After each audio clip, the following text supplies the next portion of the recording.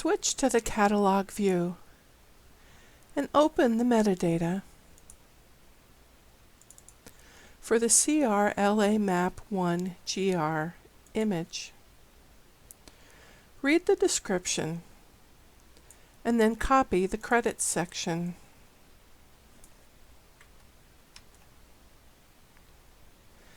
Switch back to the Publish map. In Contents, double-click the Publish heading to open the map properties. Click the Metadata section. Title the map Crater Lake Mobile Map.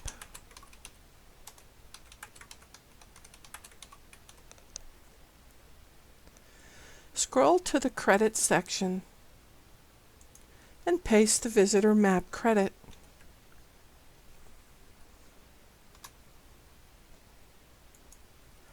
Open the word processing document from earlier and copy the tags and credits to the map metadata properties.